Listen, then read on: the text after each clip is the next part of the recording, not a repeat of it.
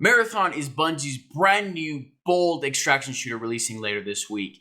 It is a game I've been very excited for ever since its announcement in 2023, but unfortunately, it's also a game I've been a little nervous about ever since its gameplay reveal last year. Now, over this past weekend, Bungie hosted the Marathon Server Slam, and I was able to play it for about roughly 10 hours to get a good idea about what the game has to offer. Welcome to Primal Gaming, where games aren't content, they're experiences. And this experience is one that truly surprised me, not because it's flawless, but because it truly feels new and unique.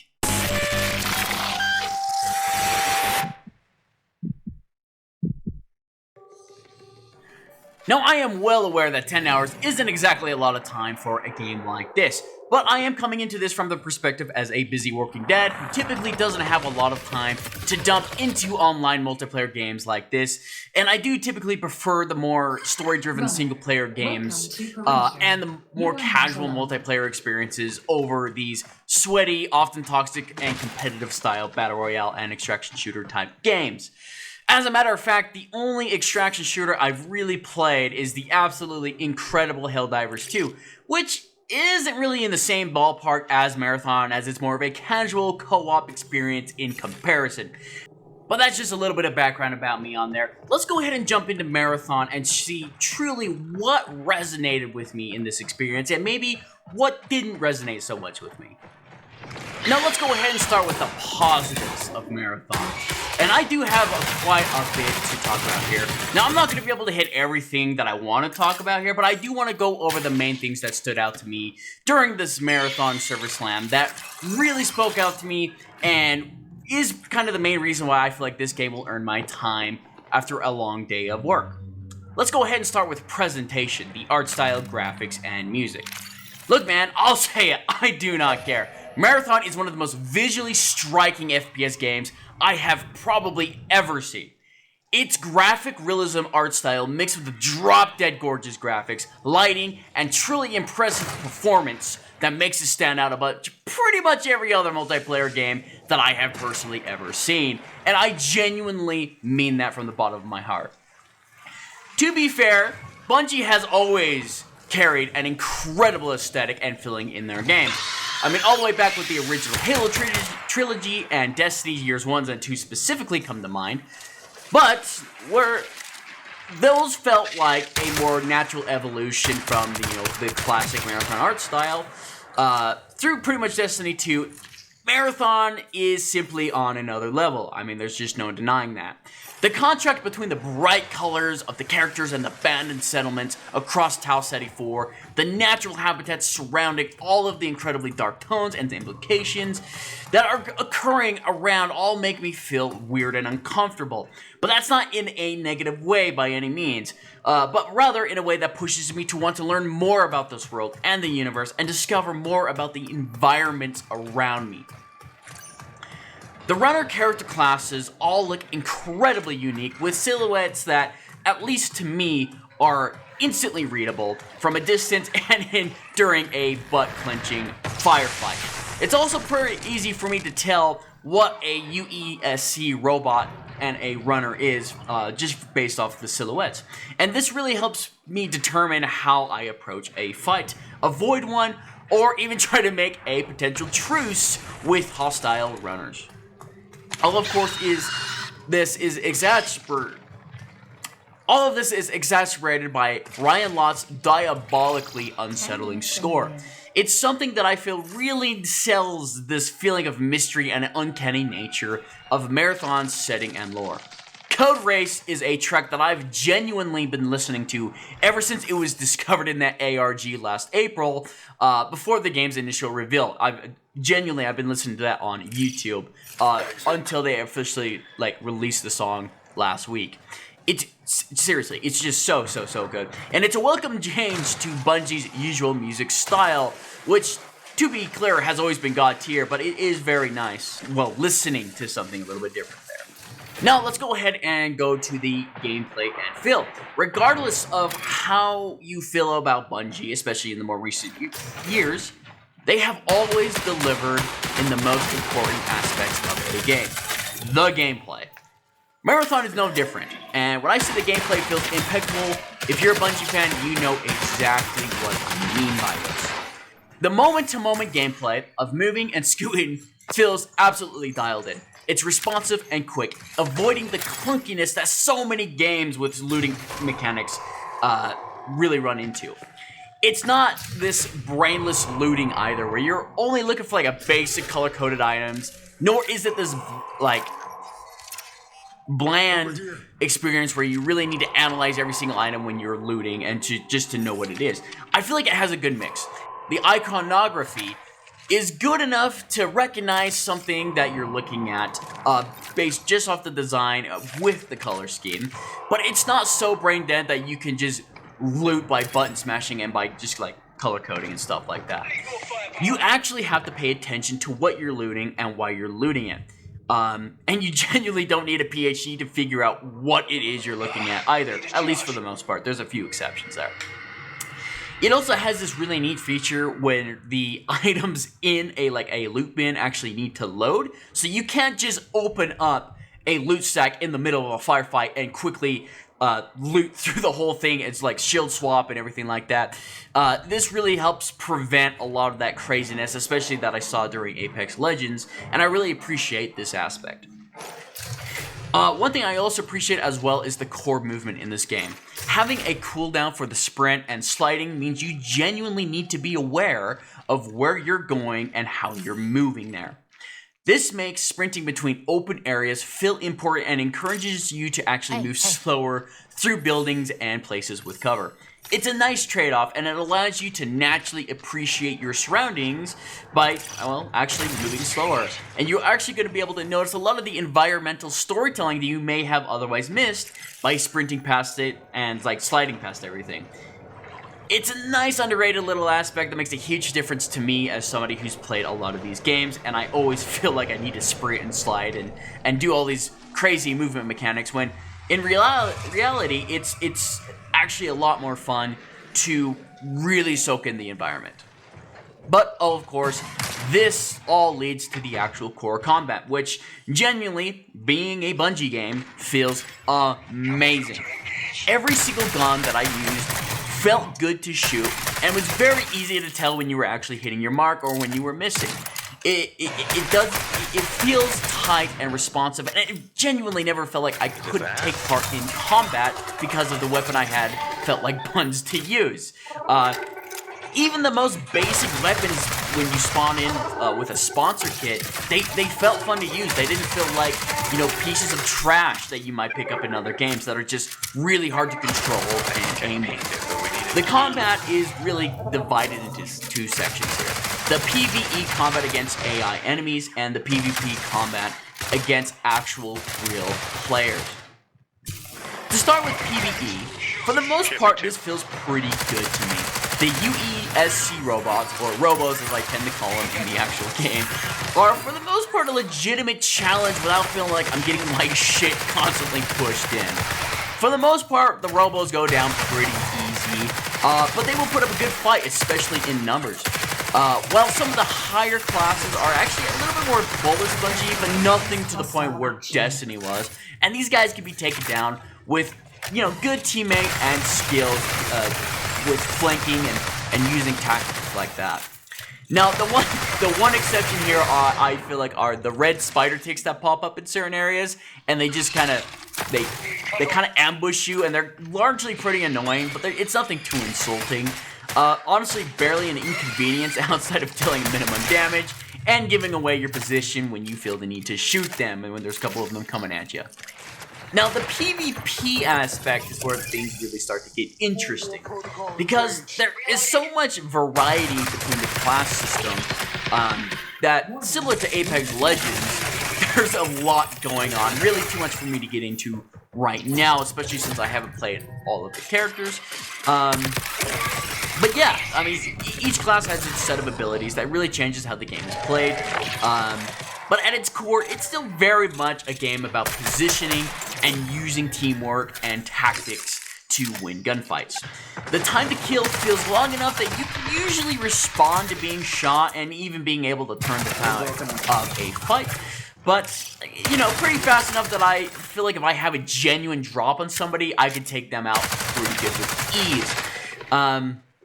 This is something I really need to experience more in the final project to fully speak on, since, you know, this is something I'm getting into the negatives, but I didn't get into a ton of gunfights with players. But from what I did experience, is actually very enjoyable. I had a very good time with it.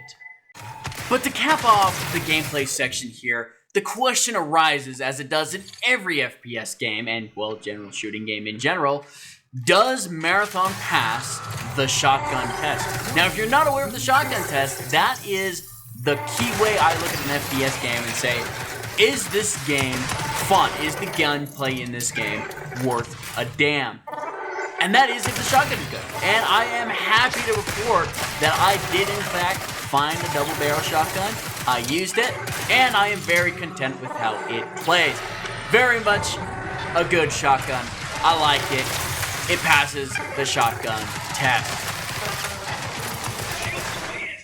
And that leads us to the one thing that I feel like, above all else, I feel Marathon strongly stands heads and shoulders above every other PvP or PvPvE game that at least I've played in recent memory. It's story and lore.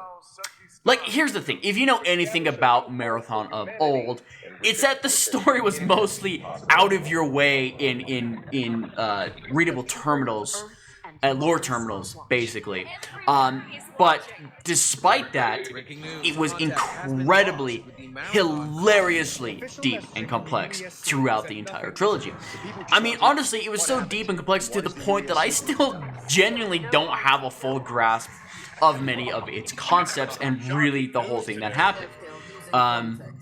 Which is not a complaint, that's actually a good thing, and I watch other YouTubers such as Hidden Xperia and Jake the Alright to kind of get a better understanding of the Marathon lore. Now here's the thing, the new Marathon takes that idea but reinserts that story directly to the forefront of the experience while also sprinkling really, really cool lore throughout the world in more engaging ways than its original counterparts.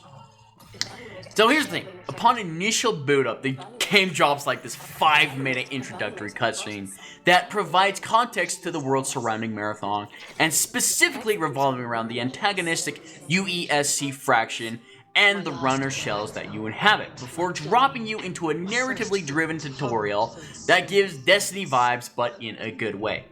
Now here's the thing, I really actually like this tutorial level, this opening level here, because it actually feels like a genuine story mission that allows you to explore the initial map perimeter, while also showing the force of the UESC that is on Tau Ceti 4, instead of the traditional mechanic training area slop that is genuinely so common in these types of games. It is genuinely a breath of fresh air, and it doesn't overwhelm you with information either. It just gives you just enough to get you interested, which I really do appreciate in a game like this.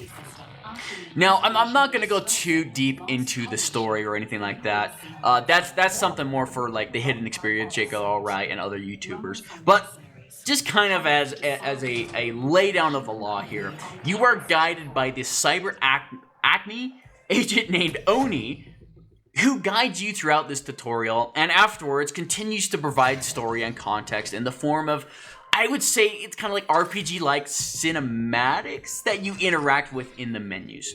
As a matter of fact, all the primary characters thus far that I've experienced are these fraction or contractor agents that you encounter in this form. And while honestly on paper it kind of sounds like really boring and formulaic, the unique imagery and incredible voice acting really sells it. I gotta say, the voice cast in this game, genuinely one of the most stacked casts I've ever seen, and they deliver. Each and every character and fraction gets their own CGI introductions that really helps flesh them out. And again, the way I explain it's kind of cringe, but in practice, in the actual game itself, it's so good. Now here's the thing, from what I've played, when you progress the story, well, you progress the story through completing primary contracts for different fractions. And outside of the first two initial ones being Cyber Acme and Mida, I think you can complete these in pretty much any order you like. It's done in such a way that these characters are interacting with you specifically, and I really bought in to the way that they were doing it. Oh, and Randall might just randomly talk to you during the gameplay. If you know, you know. Not a threat. And this leads me to my final point of the positives here, which is the actual UI user interface, which is pretty much the entire main menu system. And this really needs to be discussed because I absolutely love it. Because here's the thing, the UI contributes to the storytelling. It is immersive. And I feel like I might be wrong about this, but it acts like what I imagine your in-world consciousness is, what it looks like, what it feels like before entering your runner's shell and teleporting down to Tau Ceti 4. This layout just kind of feels like what you would see in this world when you're not in the actual shell itself. Now here's the thing, I do want to recognize there has actually been a lot of criticism online about the UI, at least initially at the start of the weekend. And, you know, it's true that upon using it for the first time, it is incredibly daunting. It is very unlike most video game UIs. But I actually strongly feel that if you actually take the time to apply some basic brain power here, just to learn and understand it and actually read it, learn it, get it, it becomes one of the most immersive and deep UIs in just about pretty much any game this side of an immersive sim. It actually makes me feel like I am playing an immersive sim game such as BioShock or Prey, but in like a multiplayer form. And I mean that genuinely. As I mentioned before, the UI and menus contribute to the storytelling, as contractors will react to you as you navigate through their pages and their menus, and as you turn in quests and stuff like that. While you're managing your inventory, you're learning more about the Marathon world. You're reading the lore terminals. You're experiencing the game in the menu, and I just absolutely love it. It basically, like I mentioned before, it functions as like an inventory pause screen in an ImSim game or like an RPG, but it's the main menu of the game itself while you're waiting for everybody to queue and such. So in a way, it really felt like I was always playing the game while we were getting ready for the next run. It didn't feel like it was like a traditional main menu. It felt like I was in the immersive experience this entire time. And I really do appreciate how far it steps away from the Netflix type menus that we see in games such as Call of Duty and Battlefield 6, unfortunately. So much care and attention went into this, and I really appreciate this, especially as somebody who primarily plays single player games and has a special love for immersive sims such as BioShock and Prey. This really spoke to me, and I absolutely am obsessed with the UI menu here. I know it's kind of silly, but again, I just love it. Now, I feel like I could go on all day about the things I enjoyed about the Marathon Service Slam. I genuinely enjoyed it so much, but I do have a few genuine issues and concerns about the game that I feel like may impact my long-term enjoyment. More specifically, the weeks following launch, going deeper into the first season, and waiting for the second season to arrive. So let's go ahead and jump into that and discuss where I am still a little bit worried about Marathon. So my first genuine issue with Marathon is the actual pacing of the matches. Now, overall, I did find the general pacing of Marathon's runs to be pretty good, especially early on as I was learning the mechanics. But over time, I did start to feel the lulls, specifically the looting lulls, as I like to refer to, kind of being a little bit slow and boring. And what I mean by this is most games around like looting, typically battle royale games, have this lull where you're focused on finding loot and finding weapons and making sure you're geared up, with the tension of pretty much anybody being nearby, keeping the excitement alive. There's tension, there's that fear that you could be running into a room and there's somebody in there and you don't have a weapon. And to be fair, this is something that Marathon absolutely has, at least a bit further into the match. But here's the thing. With the low player count on these maps and the limited UESC areas with no closing ring pushing everybody together, the game can honestly just feel a little slow and boring at times. Now, yes, there is a 30-minute timer to extract, and, you know, there are in-game events that happen, but oftentimes I didn't really feel the need to keep moving all of the time, and sometimes I even felt a little directionless. Eventually, I even started to feel a little bored when I knew that I was in an area that had no UESC units, and the chances of running into a squad were pretty low, since I'm pretty sure you spawn in pretty far away from other squads. Now, I'm not exactly sure about that, but that's just kind of what I felt in my later matches. Now, here's the thing. I am aware that the first two maps, Perimeter and Dire Marsh, which are the two maps that we played in the Server Slam, are intended to be the less difficult maps for the sake of building your loot pool for the later two maps. Especially the final map being the Marathon ship itself, it's pretty much something you have to have the highest tier loot for. So I totally get that. The problem here is that, especially after gaining the experience and not having to learn every mechanic at the start of the game, because we've already played the game and none of our loot or anything is transferring over, I'm afraid the early game is going to feel a little bit boring with lower stakes at the beginning of the maps and the early maps. And at least for like the first half of the rounds as well, I feel like they're going to be a little slow, and that you know, to each their own. But I would like there to be a little bit more oomph, a little more fire on my ass when we get in there. So, and here's the thing, maybe I am missing some context and perspective here. Again, I haven't really played many extraction shooters, so there is that, but I would like to make just a couple of suggestions that I feel like could help improve the overall experience by shortening these lulls just a little bit and not making the early game or loot resets so boring. Firstly, I feel like upping the player count would do a lot to increase the feeling of danger and allow for more combat encounters throughout the matches. Now, here's the thing. I'm not saying that this needs to feel like an Onslaught Battle Royale, or that I constantly need fights to be entertained. But what I am saying is that maybe adding 1 to 3 extra squads, depending on the map, would help there be maybe a couple more encounters overall without making the game feel like a traditional Battle Royale. It would just add a little bit more fire under my ass in a match, you know.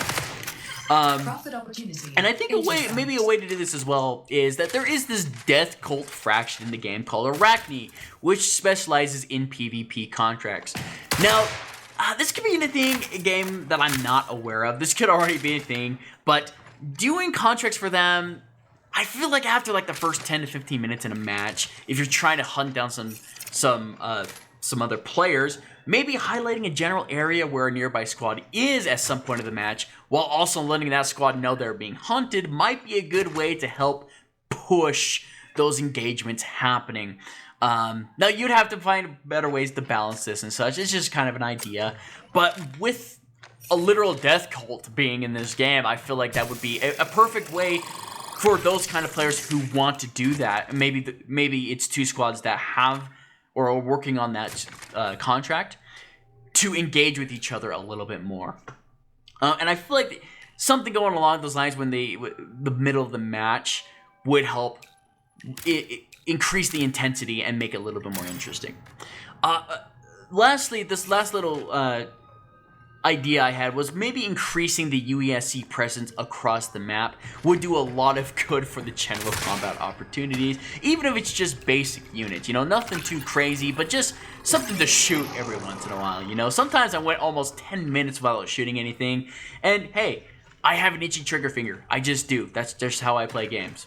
So I like even having a tracker for like how long you're in a certain POI, like